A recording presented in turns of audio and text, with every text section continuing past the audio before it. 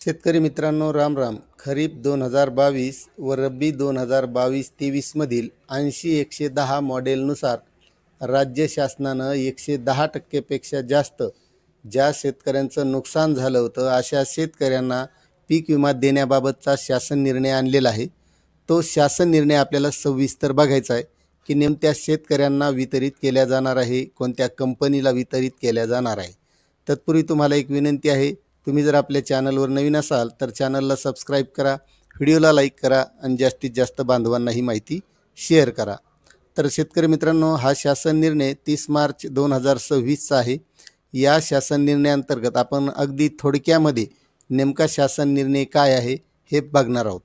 भारतीय कृषी विमा कंपनीने सादर केलेली मागणी व कृषी आयुक्तालयाची शिफारस विचारात घेता प्रधानमंत्री पीक विमा योजनेअंतर्गत खरीप 2022 व रब्बी 2022-23 मधील 80-110 मॉडेलनुसार 110% जास्तीच्या नुकसान भरपाईचे दायित्व या रकमेकरिता 18,58,80,947 इतका निधी भारतीय कृषी विमा कंपनीस प्रधानमंत्री पीक विमा योजनेच्या अंमलबजावणीकरिता आयुक्तालय स्तरावर उघडलेल्या एस्क्रो बँक खात्यामधील शिल्लक रकमेतून खालीलप्रमाणे वितरित करण्यात येत आहे. त्यामध्ये हा भारतीय कृषी विमा कंपनी जी आहे या कंपनीला वितरित केल्या जाणार आहे. आता आपण खरीप 2022 व रब्बी हंगाम 2022-23साठी ही आपल्याला कंपनी होती का हे आपल्याला माहीत असणं गरजेचं आहे आणि लवकरच हा जो काही पीक विमा आहे थकीत तो शेतकऱ्यांना वितरित केला जाणार आहे.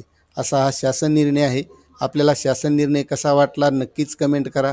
चॅनलवर नवीन असाल तर सबस्क्राईब करा, व्हिडिओला लाईक करा. धन्यवाद.